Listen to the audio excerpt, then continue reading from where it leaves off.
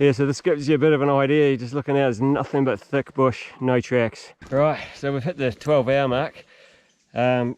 We're still quite a wee way up in the bush. We're still about 500 metres vertically, and it's been a real battle. But we think we're going to have to make camp in the bush tonight, which was not expected. But I think we're going to run out of daylight. Who's having a good time? Not me. Yeah. Loving it. Loving it. The Ministry of Hell. The Ministry of Hell. Hi, welcome to Sam and Kev's Outdoor Adventures. I'm Kev, and today Sam and I in the Kahurangi National Park. We've come off the Heaphy Track, and right now we're at the Ministry of Works heading out towards Kahurangi Lighthouse. Yeah, g'day, and I'm Sam, and we've got two extra people with us today. We've got Kev's brother Warren, and we've got my school friend Tim Nash, who's come over from Australia to join us on the trip. So good day ahead. Let's go.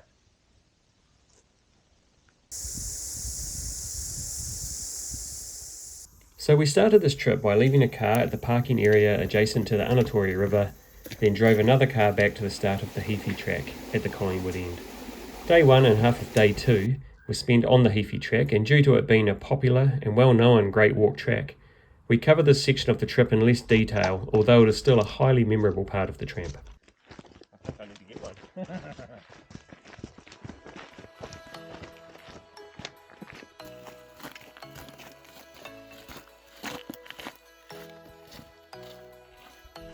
And just coming up to Gouland Downs Hut. Nice wee hut, there's a few people here.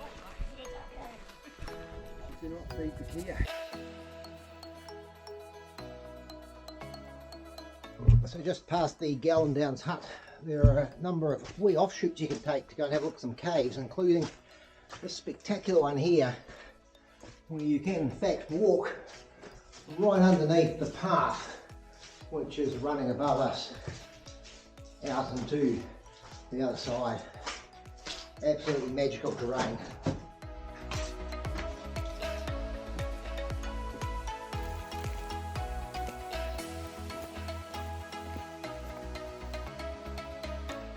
And yet another cave, another amazing cave.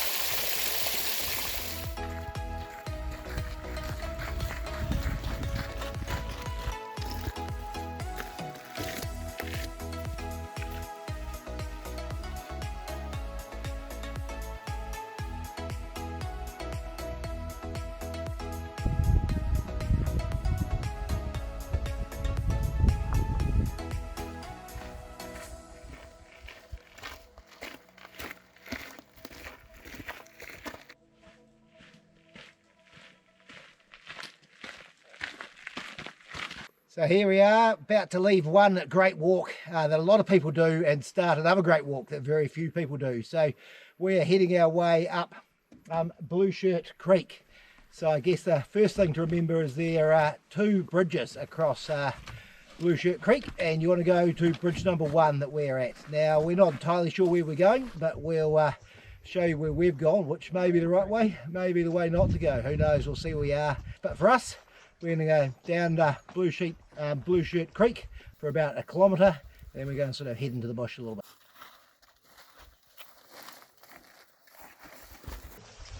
So the bush has got a bit thicker as we're heading up Blue Shirt Creek.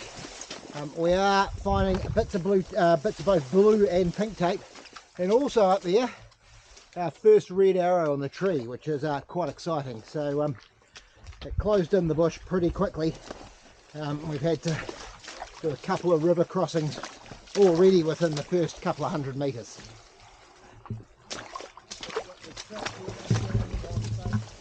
So we're about 500 metres in, and it's opened up a little bit for the next couple of 100 metres, and there are some fantastic rock formations up ahead of us. The biggest challenge at the moment is a large number of holes that seem to be hidden by the terrain and the tussocks that we're travelling over. So we might need to go over that little rise.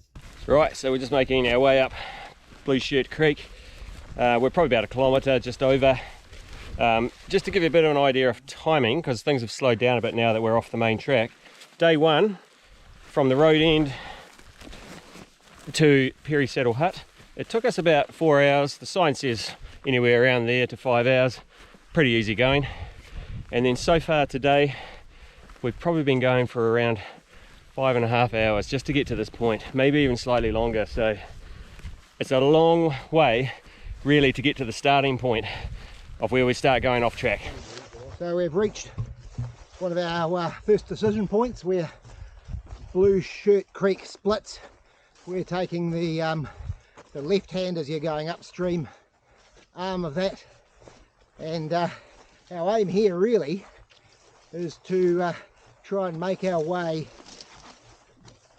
to the Ministry of Works hut, going through as little growing trees as we can and trying to keep in the open ground. So we'll zigzag a little bit, but we will mark it on the topo map where we're going as well. Yeah, so as we work our way up Blue Shirt Creek, there's, it's largely untracked. There's not a lot to look out for. A little bit of pink ribbon right at the start, but we have seen the odd rock cairn as well. So there's another one in the distance. So we're just going to aim for those. It's all heading in the right direction, so far so good.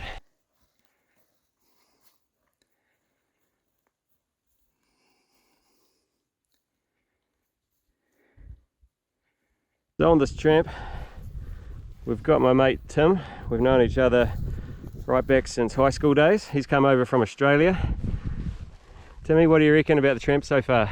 It's been pretty easy up until about 2k ago, but Good. It's pretty amazing scenery. It's such a different valley we've just walked up. Right, we've got to the first bit of solid bushline, which we've got to cut through, but there is a wee pink ribbon here, so we're going to follow that.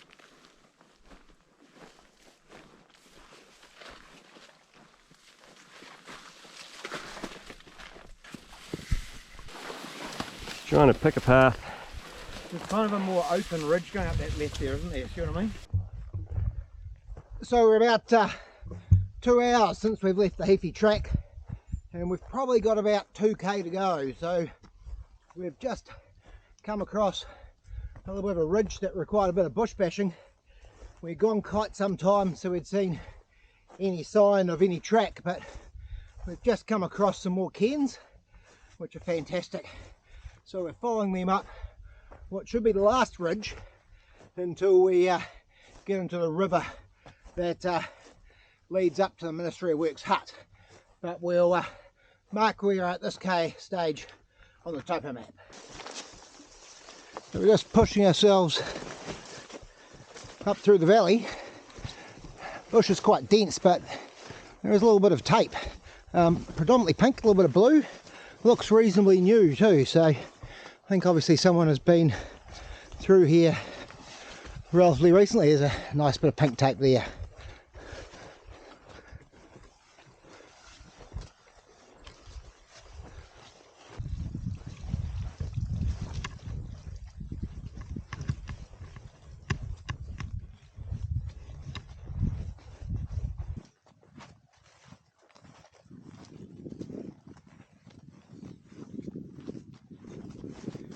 So 2.5 hours in, and we've just got to the river that is running down, I think, towards Ministry of Works hut.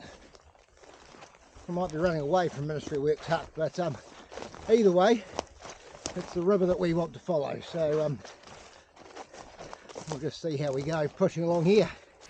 Right, we're in the last sort of kilometre approaching Ministry of Works hut.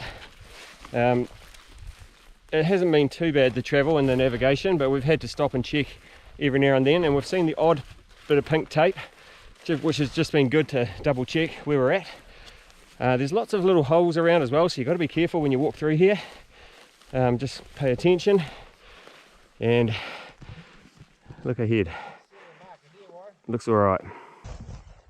So we're just coming up to what I think is the last pass up ahead of me, and once we get over that, we should be able to see down towards the Ministry of Works hut. So still been the odd pink tape or rock cairn, but they're pretty sporadic and few and far between. So as we're walking through, we're just looking for any signs that we can to make the navigation easier. Here's someone's made a little attempt at a marker, and it all helps. So as we're coming up this last valley towards the Ministry of Works Hut, you can see we're just in a big sea of tussock. Absolutely amazing.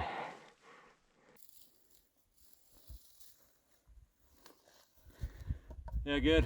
Almost there.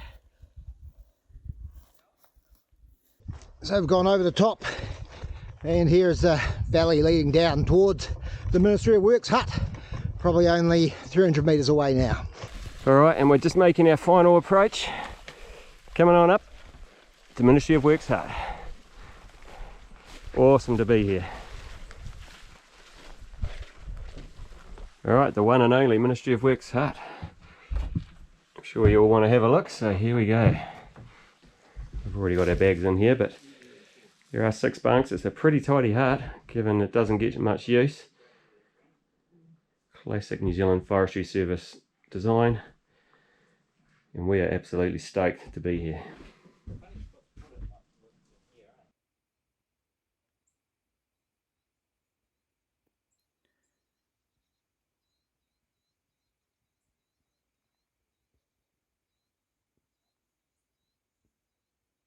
Morning from day 3. We've just left the Ministry of Works Hut. Looking down there is where we came from yesterday, but this morning we're heading down this sort of, I guess, tussocky valley, which leads for about 400 metres, and then she's into the bush for somewhere between the next 6 to 14 hours.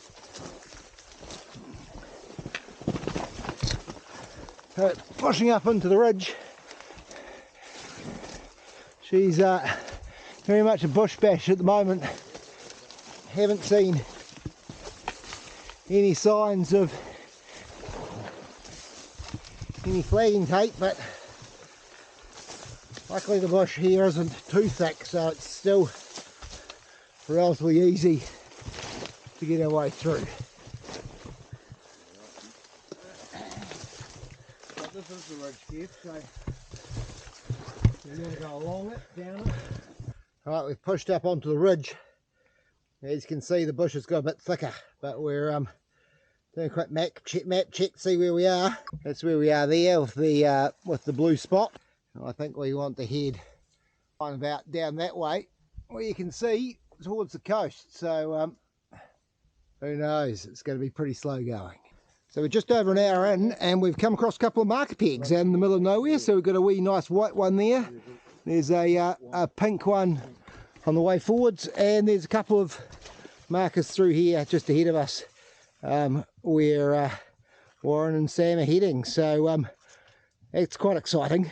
Maybe we're on the right track. Alright, so we just popped out after about an hour into this nice little clearing. We're doing regular map checks. Nice view, and I think we're on the right track so far.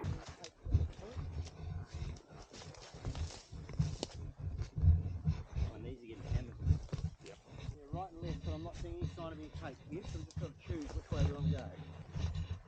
There's a big clearing up there on the left, but that's in the wrong direction.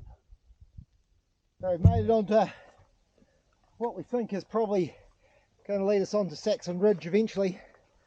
Luckily the vegetation here is a little bit low, but I'm sure we'll be back into it pretty damn soon. But there's some magnificent views, 360 here, looking around the Ministry of Works Hut area, and even if we look up there down to the coast where we're heading later on tomorrow. You're not going over there, onto that ridge. No. That big bay dead opposite me, isn't that where we're heading? I think Saxon Ridge is not quite as ridgy as the name suggests. I think there might be this whole bit of chunk going down.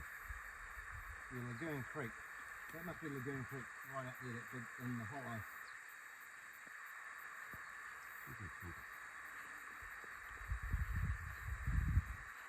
But certainly see that that bit straight ahead. That's that flat bit, that clearing we've been aiming for. Maybe you're right, So I think we get to the clearing and then we decide.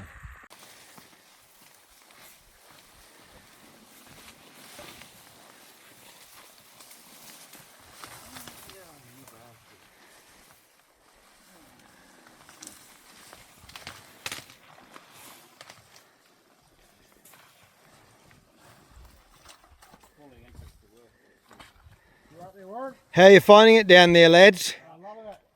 It's like a dream. You should go back in front, Warren. Looks like some sort of red bloody stag going through the bush. Yeah, just to give you a bit of an idea around how thick it is, it's, you know, it's just like a wall, and you really can't see anything to orientate yourself. So navigation is quite tricky, and it's quite hard to stay on your line in the bush. Rightio, we're about 2.5 hours in, thereabouts. Still in the thick bush. We're on the ridge though, we're following it. Every now and then there's a little bit of a trail, mostly not, but we've just found a couple more tags. There's not many, but when you see them, it's always good.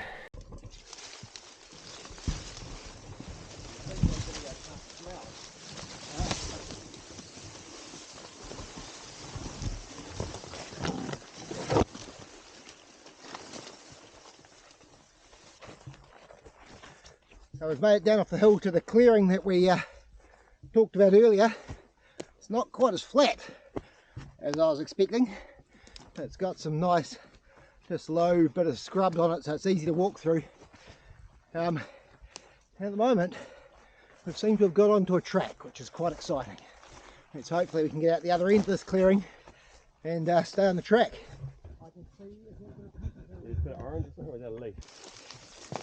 so we've just come out of the clearing, and we haven't been able to find ourselves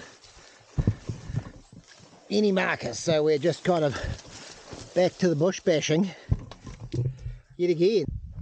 So we're 3 hours in and we haven't gone very far, so we haven't even got to yet the S on the topo map that spells Saxon Ridge. So we just come to a little bit of a clearing, seeing if we can see any track moving our way forwards from here, but it's not looking too hopeful. Yeah, so this gives you a bit of an idea. You're just looking out, there's nothing but thick bush, no tracks, absolutely no easy way through. Yeah, not easy. It's slightly easier going down here on the right. We drop down to that. So we're off trail again, just so it's easier. It's pretty thick, and we're just pushing our way along the top of the ridge. But it's very slow going. Where are you going, Tim? Clear's up over here.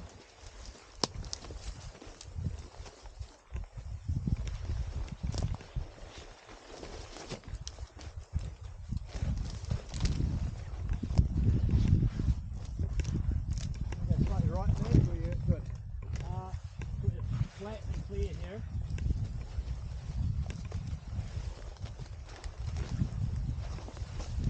Okay, so we've just gone past 5 hours in.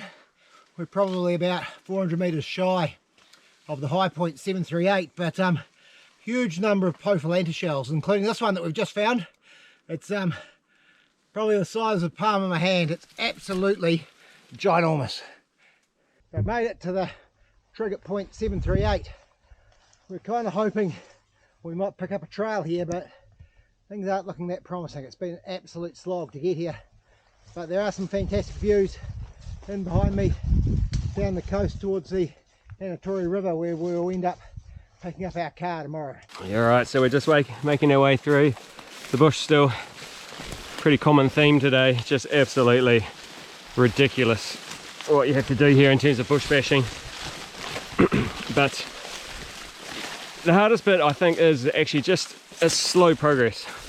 So it's a little bit just mentally difficult to get your head around that, but otherwise I think everyone's doing pretty good. So we made it to point 663, still bush bashing, still no trail. So jeevers, we've been going for a long time now, 9 hours so far, so we'll see how it goes. Still struggling along here. Time now is 5 o'clock and we've still got quite a wee way to go. Still thick bush bashing, really not easy travel, and we're actually starting to think about plan B in case we have to spend a night out in the bush, because we may not be able to get out of here in time. Right, so we've hit the 12-hour mark. We're still quite a wee way up in the bush. We're still about 500 metres vertically, and it's been a real battle just relentless, no let up in the bush at all. We've finally found some pink flagging tape, so we're hoping that's a bit of a trapping line that might just buy us a little bit of time and get us down a little bit quicker. But we think we're going to have to make camp in the bush tonight, which was not expected, but I think we're going to run out of daylight. Good stuff, everyone. Who's having a good time? Not me. Yeah. Loving it. Loving it. The Ministry of Hell. The Ministry of Hell. So we haven't quite made it to Kahurangi Lighthouse. We've got a bivvy out, 14 and a quarter hours, and we're pretty close. We've got to camp stream, but it's still a kilometre down, and in the dark we're just not that keen. So we'll bivvy out here and head off again in the morning. So welcome to morning 4. The bodies aren't feeling quite so flash today. Feet are a bit sore. We've still got about a kilometre to go to get to the Kahurangi Lighthouse. We've got some flag tape that's come up above the ridge past Camp Stream, and I think, whoopsie daisy, I think we're going to follow that ridge down. But we're going to stop recording before I trip over anymore. So certainly the type of trees have changed. In addition to the vines that seem to have got quite substantial in their numbers, we've also entered some Nika palms, which shows that we're getting very, very close to the coast, and looking forward to that nice walking down the beach. So we've made the coastal section. Quite a tough old hike out to get here this morning, but I mean, look at the scenery. The entry point to the pink flagging tape is by this first, I guess, or group of dead trees, but it's the first one that's high up on the ridge. About sort of 5 metres before that, you'll find a bit of pink flagging tape that will lead down into where the flagging track is that we, or the trapping track is that we've followed.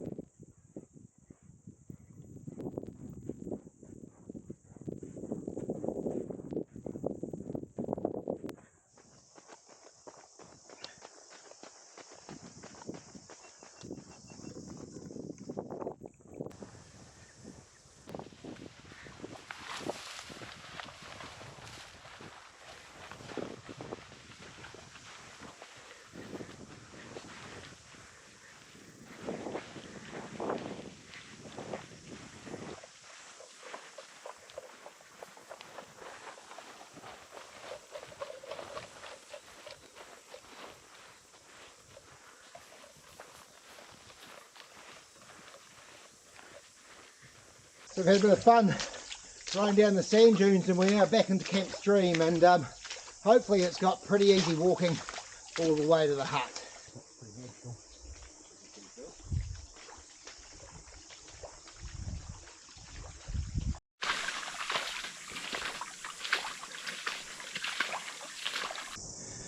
Just coming up on the Kahurangi Keepers House.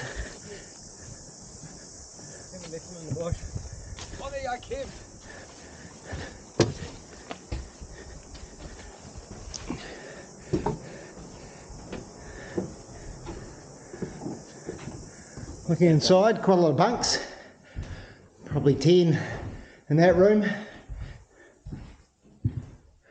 Another wee bedroom of 4. Bedroom over here of 4. Walk down to a large kitchen area with an absolutely majestic table in it. Huge potbelly stove and sink. And another bunk room with probably about 6 bunks in there. Just finishing up Kev's hut tour, and not many huts you go to have an indoor bath. And we're on our way down the coast. It feels pretty good after what we've been through to now be on the final stretch, and just so nice, beautiful weather, and look at the scenery.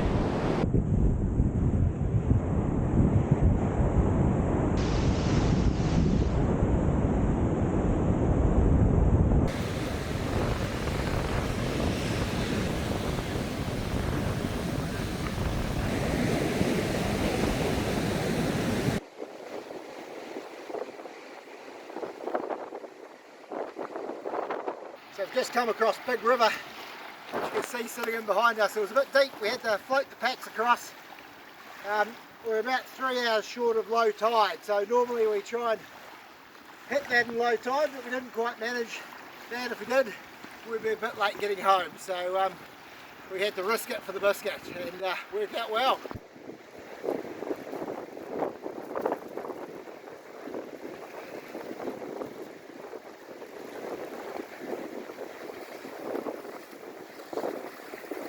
How was that, Sam? Bit shallower than the last one? It's not too bad. Pretty easy on the last one.